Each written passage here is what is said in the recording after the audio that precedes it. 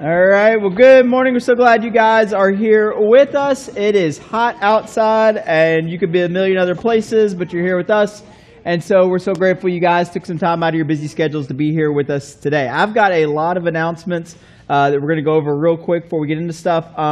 And so first of all, let me just say, this is my favorite week of the year.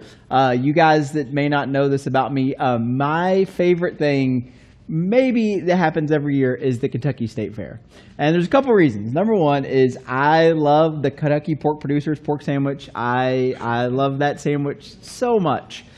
Second of all, it is the best people watching that could ever exist is at the Kentucky State Fair. I mean, there are moments you're just like, we live in the same state with some of these people, and I'm not making fun of, like, they're them, and it is awesome, and they are fully them, and so I love it. So I hope you get some time to get to go to the state fair. I love it. We actually take our staff every year. They used to hate it, but now they love it. Though April will tell you she hates it. She loves it, and every year we go to the state fair, spend a day at the state fair. It's an amazing time, and so I hope you get some time this week or whatever you're doing the rest of this weekend. If you're new, we're so glad you're here with us. Stop by the Welcome Center. I know there's still a lot of confusion about the classrooms and all that stuff. We are desperately working to try to get this wrapped up from the flood. And so a couple of announcements with that. We are trying to get kids back in their spaces. For you guys that know, dropped off kids, it's not normally where all of them go. We have space up front for all the kids, and we're working to get that back together. But a couple of things we need trim carpenters. And so that is not me, but some of you guys are able to do trim. We have all the materials, all supplies. We just need some guys that are willing to come up and do that. And so you can grab me or Rick or David. You've probably seen us before after the service and say, hey, we'll get you in the building. We're also setting some doors. We had some guys come up and help me this week set doors. It wasn't as hard as I thought. And I'm not like knocking guys that do that for a living, but it wasn't. And so we're needing some more doors hung, but we are getting close. But our next big goal is to get those kids' classrooms working so that we can get kids back to the spaces they're supposed to be in and get this space back up for youth and other things. So that's happening. So we still need some help with that. As you guys saw last week and heard me talk about, there's a big banner out there that says "Say Yes." There's lots of opportunities to serve here at Journey if that is your next step. And so you can get involved in kids ministry, youth ministry, doing media stuff. If you're a musician, we need some more musicians that are willing to rotate into the band and do that. And so see me or see Steven or Justin, the big tall guy up here, and talk about that. So we have lots of opportunities. ESL starting back up. So we have lots of opportunities. It takes a ton of volunteers every week. You guys have a lot of kids, and so it takes a lot to be able to do everything we're doing and security and make sure the building's secure and all that stuff. So make sure and volunteer. You'll also hear me talk about this during the sermon today, but we're starting small groups again. We have several small groups that are already going. We're starting new ones. We try to find a place for everybody, but we're relaunching small groups. And so you can sign up for small groups in the lobby. If you don't find a small group that meets the needs that you have for you and your family, good news is you can start a small group, and we'll help you start a small group or a group of people that meet together and study and do life together and all that good stuff. So that's happening. And the last big one is Fall Fest. Every year we put on a huge fall festival for the city of Shepherdsville and the county. It's right across the street in the park on September 20th. We still have some vendor and business booths open, so if you want to promote your business or you want to do a vendor booth, make sure and see one of us out in the lobby or ask about that. It's an amazing day. Several thousand people come out for that event. We want all of you, your friends, family, neighbors to come out. It's completely free. You have to buy food at the food trucks and obviously buy stuff from a vendor. But outside of that, all the kids' stuff is free. We got live music, food trucks, tons of activities for the kids, all kinds of vendors out there that day. It's just a great day as we head into the fall season, and we'd love to have you there. We love being able to do that for our community and for you guys here at Journey. And so that's all the announcements. I know that's a lot. If you've never downloaded the app, it's free. It's available on Apple Store, Google, whatever, Android, you weirdos. It's available on all those places, and so you can download that. It's the best way to stay connected. Go on our website, Facebook, all that good stuff that everybody does already all the time. So today we are almost wrapping up this series. We got one more week that we're going to talk about next week, something to kind of finalize everything we've been talking about. But we've been talking about this idea of like time and how we move and these placeholders of yesterday, today, and now we're talking about tomorrow. And the question that we all think about when we think about tomorrow is simply this question. It's what passes in our minds. What will tomorrow hold? Because we don't know. It's like this unknown. Like we know what yesterday was like. We got a pretty good idea, as we talked about last week, what today could look like. But tomorrow is the one that's the mystery. And we ask this in different ways. So, for example, if you have kids, the question your kids ask are, what are we doing tomorrow, right? Like what are we doing? Like, they want to know what fun things might happen, what surprise is waiting when the sun comes up, what adventure they get to go on next, okay? And so they ask it one way, but then when we think about tomorrow as adults, there's a little bit more weight behind that question. For some of us, tomorrow is Monday, which means that there are deadlines that we have to meet at work, right? For some of us, we have a lot of teachers. Tomorrow is, you survived 1 week. Good. There's another one coming, all right? And those same kids are coming back into your classrooms tomorrow, right? Tomorrow means for some of us, we have bills to pay, right? Some of us have responsibilities.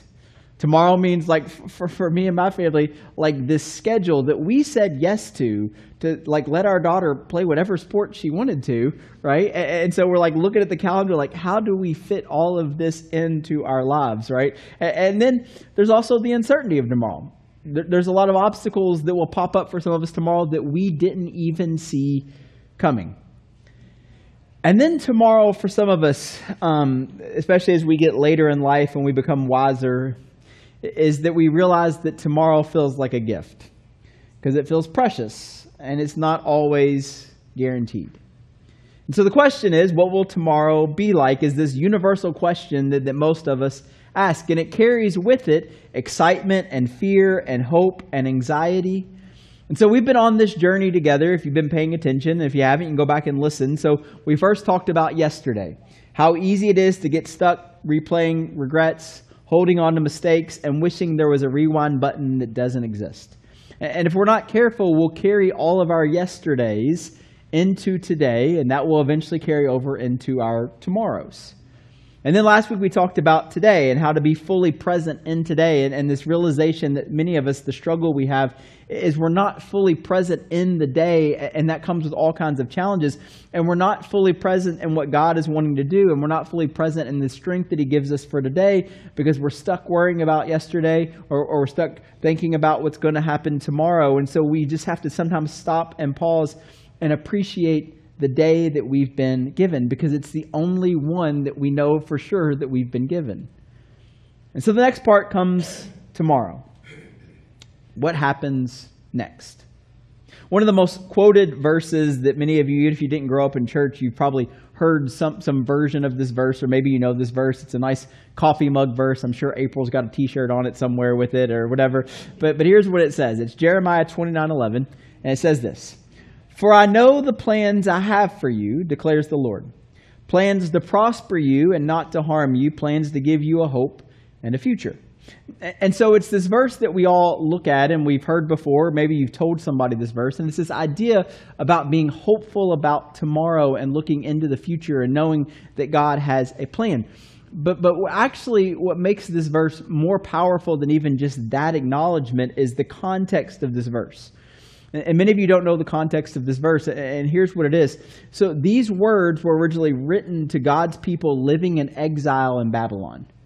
And so what that means, if you're not sure, is that they had been conquered by another nation. And so they had lost their homes, they had lost their freedom, and they had lost their temple. And now they're stuck in this unfamiliar place, and they're trying to rebuild their lives. And what happened is there were these false prophets that were coming along and basically spreading this idea of, don't worry, this will all be over soon. But the reality is that's not actually the truth. If you read the rest of this chapter, not just that one famous verse, what you find out is that they're going to be there for a while. In fact, they're going to be there for 70 years. And so God's doing something, and He's going to do something in their tomorrows, but it's going to take 70 years for it to fully unfold. Now, time out. How many of you guys are willing to wait 70 years? And you're like, no. So here's what the prophet's telling them. He's like, okay, here's what you need to know about tomorrow. You need to settle down. You need to plant your gardens.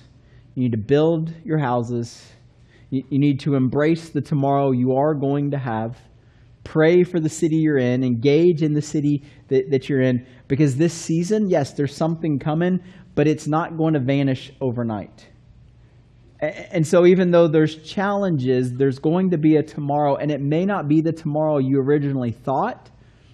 But here's what he tells them. He tells them, don't lose hope. I'm not finished with you. I'm not finished with your story. My plans are still good. They're not to destroy you, but I want to give you a hope and a future.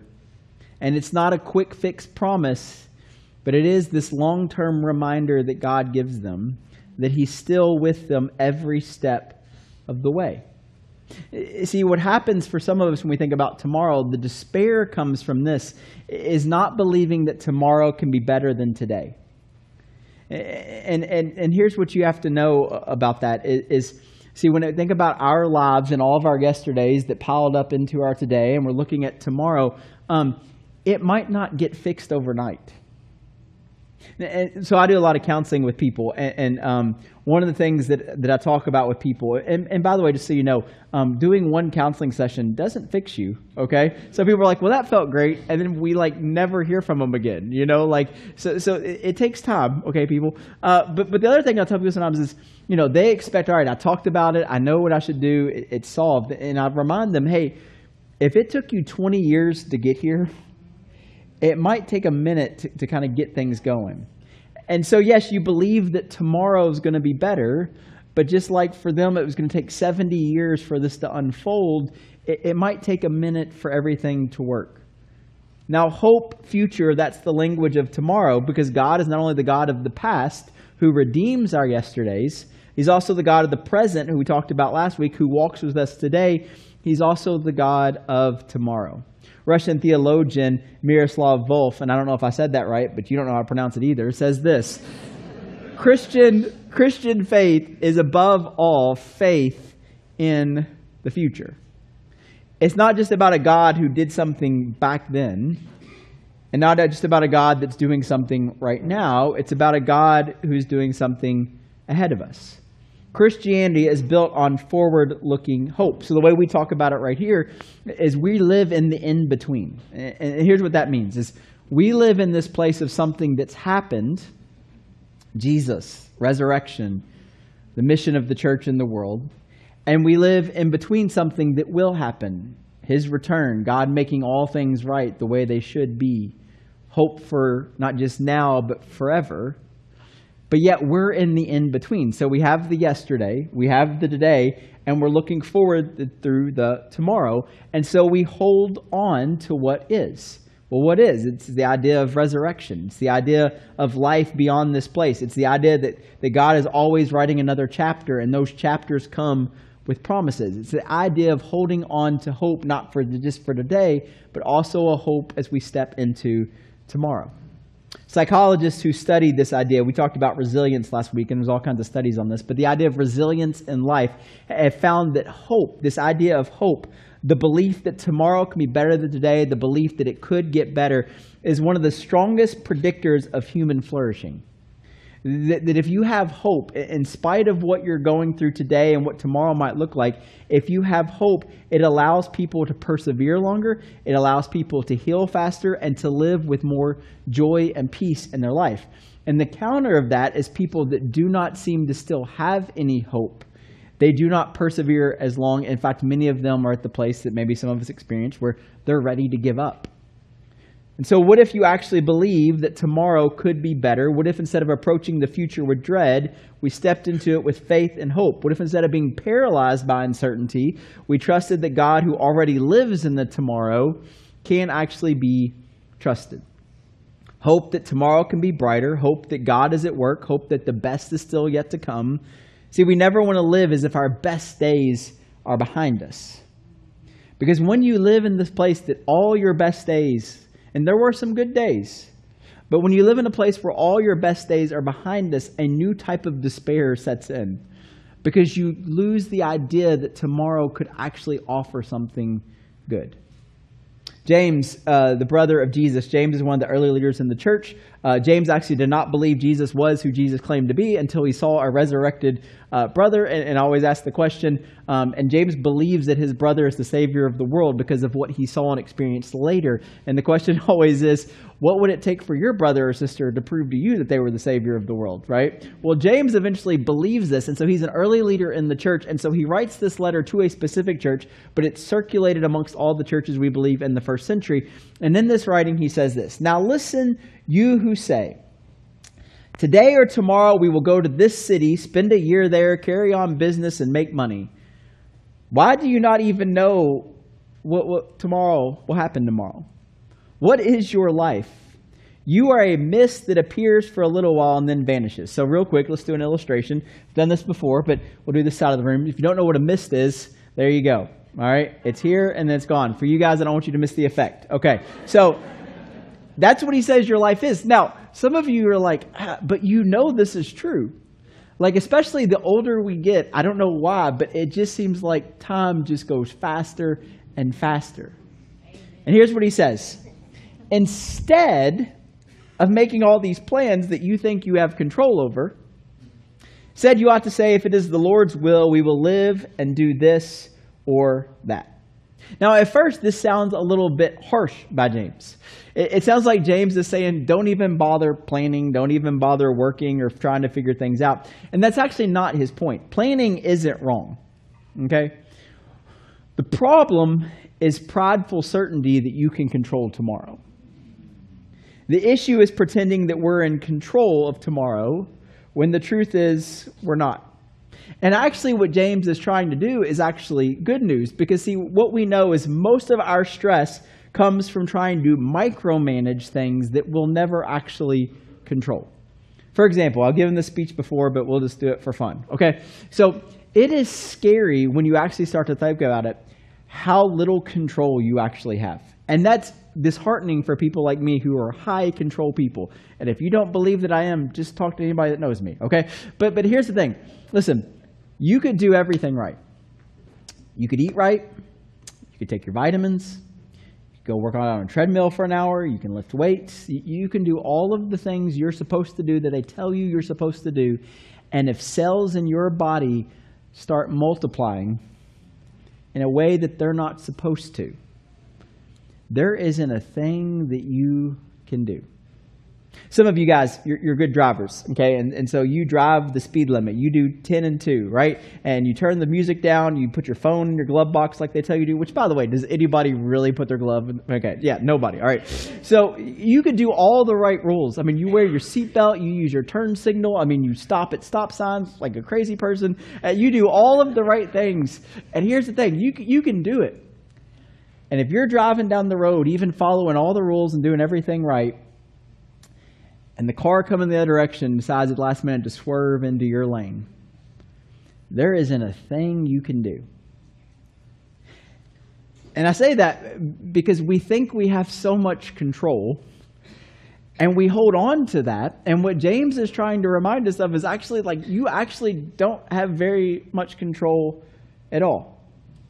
And the problem for a lot of us is that feeling of control about especially tomorrow causes so much pain and grief in our life because tomorrow doesn't look the way we thought it would. And so what actually he's doing is trying to give us some freedom. And here's what he's saying. He says, tomorrow isn't your project. It's God's promise. You don't own it. He does.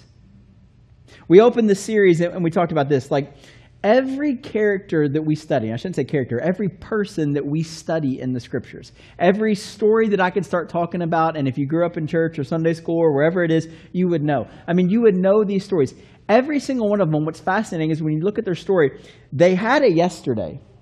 They had a season before they became who we know them to be.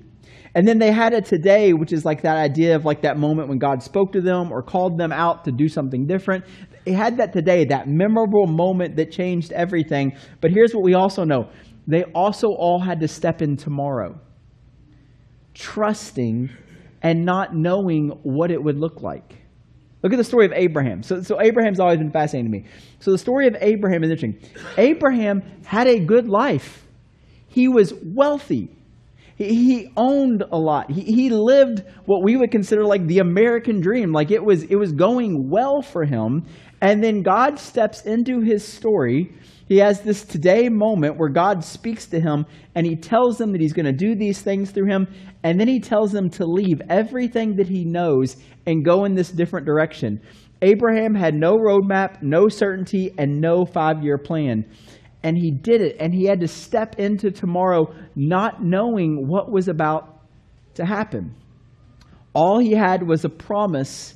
And for him, that was enough. And now let me ask you, how many of you guys are willing to leave the comfort of today and maybe the goodness of yesterday to step into something new that God's calling you to?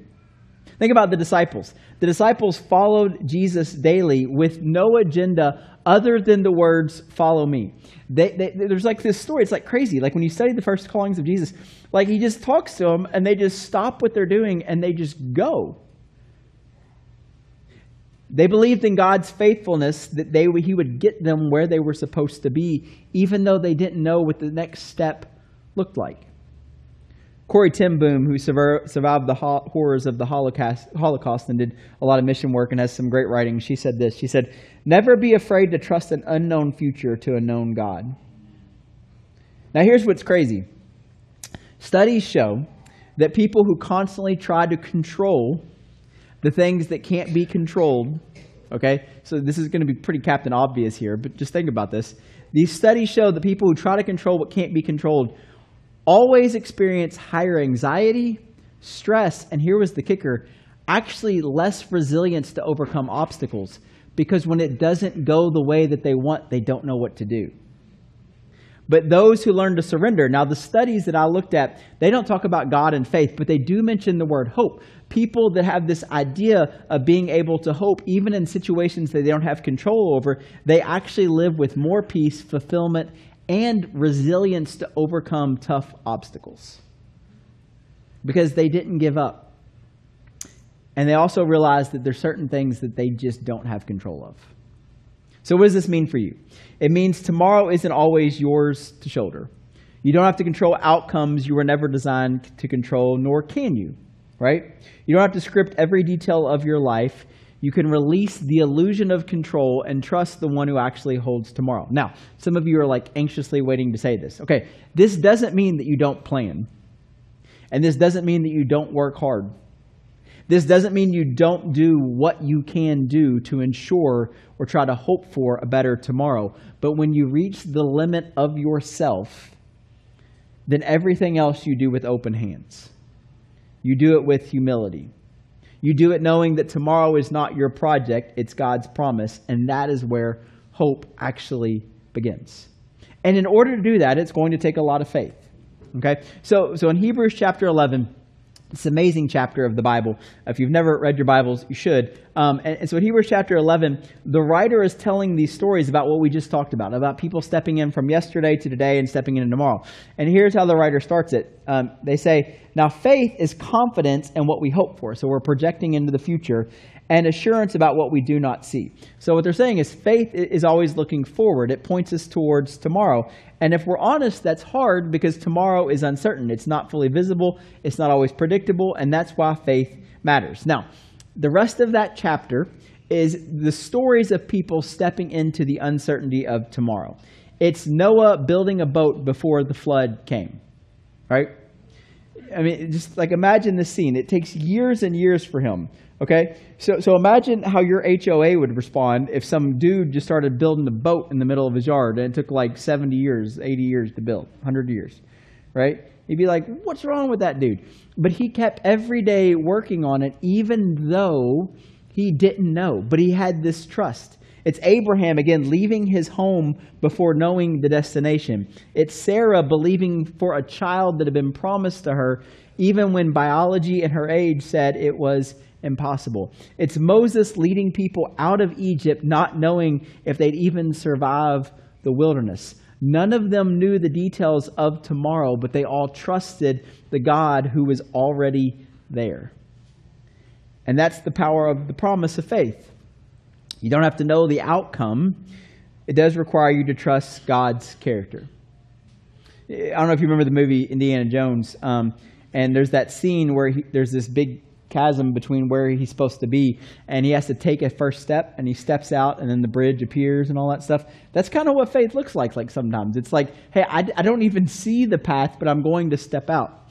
Dr. Martin Luther King, who's probably a better example of Indiana Jones, said this: faith is taking the first step even when you don't see the whole staircase. Faith about tomorrow always, and this is important, leads us into action today. We have action in today. Psychologists talk about this. There's a theory out there called the future self theory. And the idea behind future self theory that counters a theory we're going to talk about next week is that who you'll be tomorrow depends on the choices that you make today. And it's like the power of the path, the power of principle. We've talked about that before. But it's this idea of making choices today, even though it's not promised, that set you up as well as you can be for a better tomorrow. The way Paul says it to the Galatian church is this. He says this: let us not become weary in doing good, making the right choices, doing the things we know we're supposed to do. For at the proper time, we will reap a harvest if we do not give up. And so here's what he's kind of saying is, we keep making the right choices, even though we don't always see the fruit of it today, believing that some point in the tomorrow or the tomorrow after that tomorrow, that something's going to come from this. This requires faith. And so the question is, when we think about our tomorrows, what step of faith is God asking you maybe to make today that ensures a better tomorrow? We've talked about this both weeks. Maybe it's the idea of actually forgiving someone. Letting go of something that's been in all of your yesterdays, that you've carried into your today, that to be honest with you, if you don't let go of, you're going to carry it into tomorrow. And the pain and the hurt that comes with that. Maybe it's the starting of that hard conversation. I would go ahead and assume that every single one of us in this room, when I say this, you have a hard conversation you know you need to have. And you just keep putting it on the back burner and decide maybe it'll, listen, very few things in life actually just work themselves out. I don't know who told you that. It ain't true, okay? And so what happens is, for some of us, maybe it's that hard conversation that we need to start today. It might not be finished today, and it might not be finished tomorrow, but we don't have to keep carrying it with us. Maybe it's picking up a dream that you set down. Remember when you were a kid? And my favorite thing is like when school starts and kids everybody, what do you want to be when you grow up? And they're like, I want to be a doctor, or, I want to trim dog nails. And I'm like, those are two different extremes, but good for you. And you got options. But it's that idea of you had dreams at one point, even as an adult, and then you set them down because guess what? All your todays just kept happening and happening, and you never thought about what it would be to step in tomorrow with that dream. Maybe it's trusting God with your future, your family, your finances. You don't have to see tomorrow to step into it. You just need to believe that God, who was faithful yesterday and today, will also be faithful tomorrow. And that belief, that hope, gives you the courage to act in faith now. The writer of Ecclesiastes reminds us of this: there is a time for everything and a season for every activity under heaven. We talk about this all the time. Life moves in seasons, but let's be honest, most of us resist the change because the old season feels familiar. The reason that so many of us cling on to yesterday is because it feels familiar. It feels comfortable. But there's a danger with that, and I'll tell you about it. One of the most fascinating stories and lessons in the Bible for me, and we've talked about this before, is when Israel leaves Egypt. And so if you don't know the story, Israel has been enslaved to Egypt for 400 years. Generations of people who have grown up in this slavery to Egypt. And it gets to the point that they literally, the book of Exodus starts with, they cry out to God, who hears their cries. And so God, being a merciful God, loving God, he sends in someone that's going to rescue them, and he's going to send in Moses. And so Moses goes into Egypt after some kind of arguing with God. He eventually accepts this call. He goes into this, and he frees them from slavery in Egypt. So on their journey from where they were, again, it's the story of yesterday, the today, and the tomorrow. So they've left Egypt, they've left yesterday, they're in the moment today in the wilderness, and they're going towards the promised land of tomorrow. They have this moment where it gets hard. And they literally say, let's go back to Egypt. In fact, there's this part where it says, let us rise up new leaders who will take us back to Egypt. Think about that. They would rather live with the predictability of chains and slavery versus the uncertainty of freedom and tomorrow. Think about that. They would rather go back to something that they knew would be painful and hurt them than step into the challenges of tomorrow. But they did it and wanted to do it because it was comfortable and familiar. And here's the question. Who would do that? Who would leave the freedom that they've been brought into to turn back to the slavery and bondage and pain? You would. And I would. Because we cling to what's familiar. We cling to what's comfortable. And for some of us, the old habits, the old patterns, the old pain, the old relationships, the old people, even though we know that it's hurting us and holding us back, it feels less risky than stepping into tomorrow. And so, tomorrow might require you to leave something behind. Maybe it's old habits, maybe it's bitterness, maybe it's pain, a relationship. And the challenge is, will you be like Israel, clinging to the past no matter how hard it was, but it was comfortable and they knew it, versus the challenge of stepping in to the freedom of tomorrow. The other thing is sometimes it's even good things that you have to let go of, right? So sometimes in order to step into the next chapter, it's not the bad things, it's good things. It's the blessings of last season that isn't always the blessing of this season. And sometimes it's the good things. They're not harmful, they're not hurtful, but in order for you to step into tomorrow, you have to let go of those things. One of my favorite quotes comes from John Maxwell. He says this, "Change is inevitable, growth is optional." It's going to change. Tomorrow will come whether you want it or not. The only question is whether you'll grow through it. Now, for some people, when we say all this, the problem is, especially that part, because for some of you, I didn't need to explain that last part about you holding on to the past because it's comfortable. And the reason we get stuck in that place is because our brain has told us to just keep doing this. Because we've already started, might as well keep going. There's this fascinating study that's come up in the last couple of years in neuroscience. It's called neuroplasticity. And neuroplasticity is this idea that when we create habits in our life, especially harmful ones, but it can also be applied to good ones, we actually create pathways in our brain. And what happens, what they're finding in neuroplasticity is a lot of people, they get a certain point in their path where they say, this is just who I am. Like, I can't change it. And what's amazing about the way we've been created through neuroplasticity is our brain actually has the ability to rewire itself, which means you thought you were wired this way and this is just a part of who you were. And what they're finding is all of those pathways can actually be reversed. Translation, if you're not following, you're not stuck. You actually can change. God literally designed you to change and to grow in the way that he created us. Isaiah 43:19 says this, "See, I am doing new thing. Now it springs up. Do you not perceive it? I am making a way in the wilderness and streams in the wasteland." What he's saying is, listen, I am creating new pathways. I am creating new opportunities. I am moving forward. God, yes, did amazing things then, but God is not stuck in the past. He's not a relic. He's moving forward. So here's what that might mean for you. What do you need to release in your life right now to embrace God's season of tomorrow for you? Is it fear, a toxic relationship, a bad habit, or maybe the comfort zone that you already feel comfortable in that you just need to let go of? Hope is this word that is the root in all of this. Hope isn't just wishful thinking. Hope is the compass. It points us in the direction of God's promises.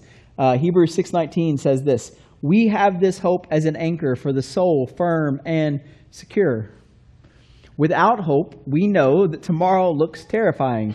With hope, tomorrow looks like an adventure. C.S. Lewis said this about looking into tomorrow. He said this, "We have to believe there are far, far better things ahead than any we leave behind." And this is the heart of Christian hope, by the way. It's not blind optimism. It's rooted in the resurrection. It's rooted in this idea that even in the most painful things, that something could come out of it. That we have the ability, not even in our most painful moments, to be stuck there. That something good could come, and there could be a tomorrow, and today doesn't have to be, and yesterday doesn't have to be the end of the story. Psychologist Rick Snyder pioneered this idea. It was called hope theory. He discovered that people that could live in hope, that hold on to hope, they don't just dream, they don't just ponder about it, they actually ask. What he found in hope theory is that hope helps you to see obstacles as temporary, not permanent. That hope gives you the ability to actually rewire your brain to persevere. Hope is what allows you to get up after you've been knocked down. It's what you see in the middle. It allows you to see light in the middle of the tunnel, that it's not just the end. Hope is the key to a better tomorrow. Now, I can't just tell you that without giving you some handles like I did last week to build some rhythms into your life, okay? And so here's 3 rhythms, here's 3 ideas that maybe you can learn from and incorporate in your life just like last week, okay? So here's the first one, speak hope over your life. And here's what I mean by that. The words you speak shape the way you see tomorrow. Okay, you ever heard of self-fulfilling prophecy?